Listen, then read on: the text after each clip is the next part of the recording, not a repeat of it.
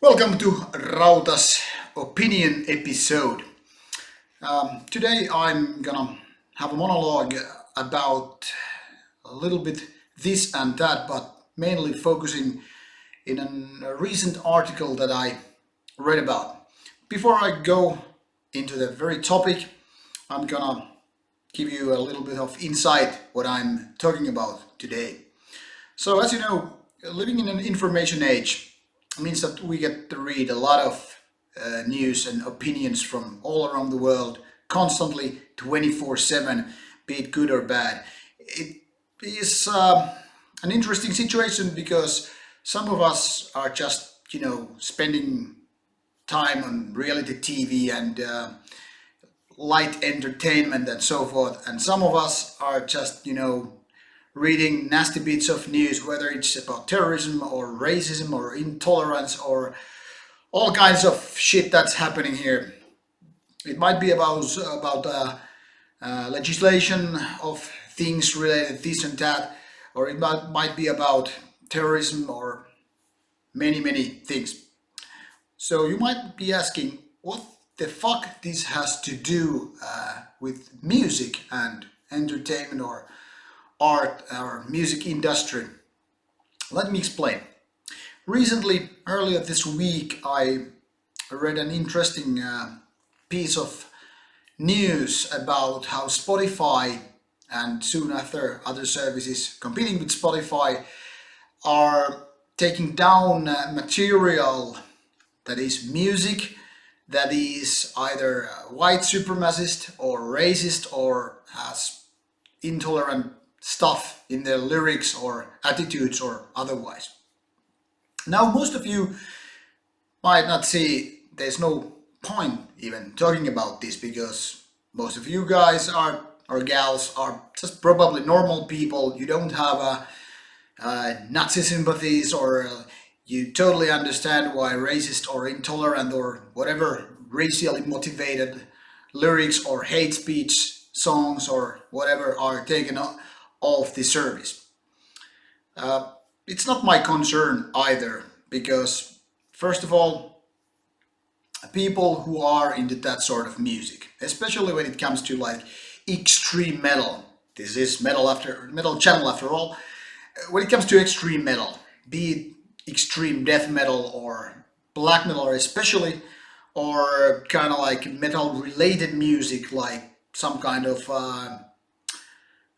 oi punk or some kind of hate core or just whatever that is kind of extreme in the sense of lyrics and ideologies and whatever. Those kind of people who are into that kind of music, they mostly buy CDs and LPs, even tapes. It's not like Spotify is actually changing anything. It's not like the radical people are dependent on Spotify, Deezer, and all those services, even YouTube. So the thing is that now that these songs are like taken away, it created like a storm in a glass of water, basically, because it's like people are now justice has won. Now we have some few points less racism or intolerance or whatever in the world. But the thing that I'm worried about is that is it gonna stop there? Is it gonna stop that, just let's remove all the racist stuff there? Okay, now they're removed. All the Nazi bans and all the hate bans are taken away. Great. Now the next step would be obvious. Let's take other hateful material away. When it comes to extreme metal, that should, ring your alarm bell. That should affect much of death metal, even thrash metal, but especially black metal. After all, many black metal bands are about hate or misanthropy or, just destroying the world, bombing away places like Vatican or other holy places, burning churches and stuff like that. Now, there are many people who are just happy that this kind of material is going to be taken away. And I'm not judging you. I don't give a rat's ass if you don't like black metal or the ideology or lyrics or whatever. That's beyond the scope of this monologue here. But the thing is, it's gonna stop there either. There's people like Antifa, or organizations, loose organizations that would like to see that kind of stuff happening. Just remove all the hateful music and the world will be a better place. No. Should that also include rap music when it's racially thing, or is it just about, like, let's say, white people? So should we go remove that kind of stuff also? You don't want to hear the lyrics about killing cops, right?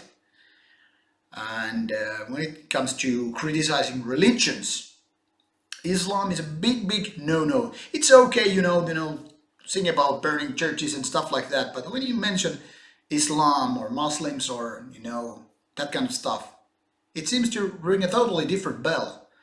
That's at least what the political climate is here. So, do we start removing lyrics that are criticizing religion, politics, that should, take all the punk music away?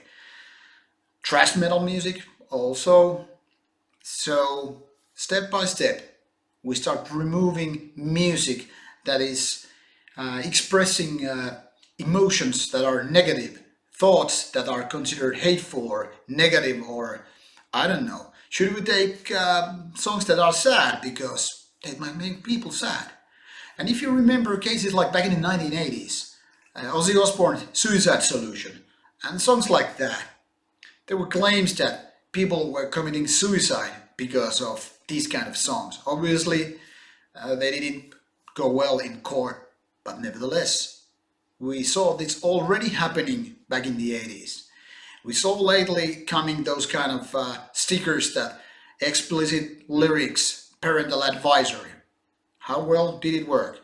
Well, it just basically boosted CD sales. So the tricky thing is, even though lots of music industry is now dependent on streaming services, especially Spotify, YouTube and so forth, the underground bands, they don't give a fuck. They still keep releasing CDs, LPs, tapes, I don't know, even older shit than that basically. It's not like the hateful music is going any place. Not anytime, not anytime soon anyway. The thing is that it's gonna dig deeper into underground. So will it have a mainstream effect? Most likely not, because mainstream people are not listening to that kind of music anyway. So what I'm worried about is basically that you start ramping slowly. First take that racist stuff and that Nazi stuff. Okay, fair enough. It might be a good thing because mainstream people don't like it. And like DistroKid or some other CEO said that it's pretty shitty music anyway.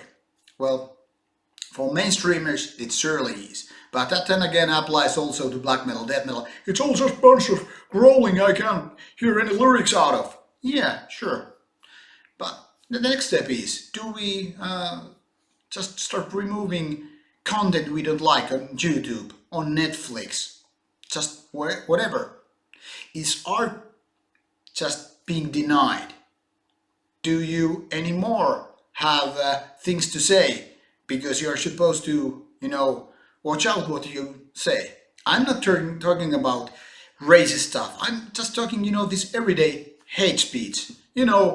Fat shaming, for example. Can I sing a song about fat people, or do I get removed if I do that?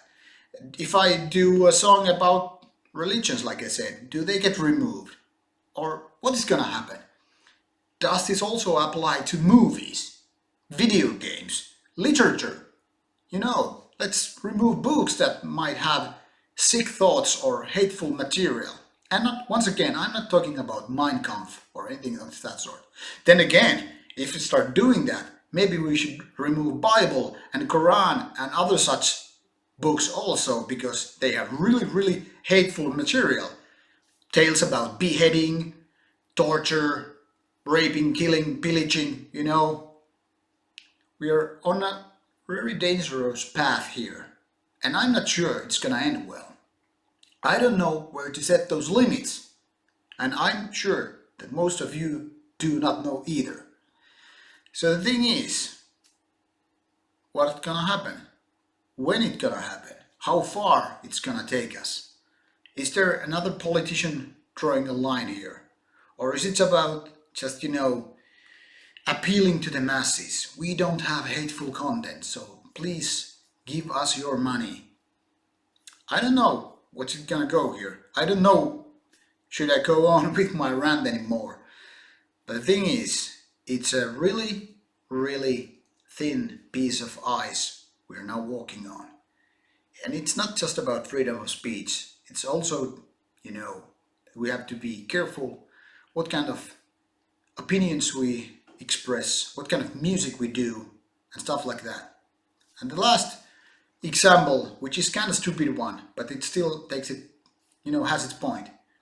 If Mona Lisa's, painter, Leonardo da Vinci, if somebody now found a piece of letter where it would say that he had racist thoughts, would we remove Mona Lisa from Louvre Museum? That's something to think of.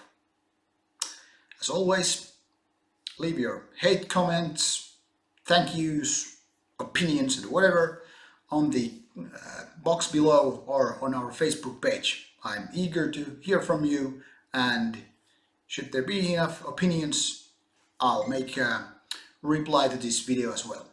So, until our next video, Rauta out.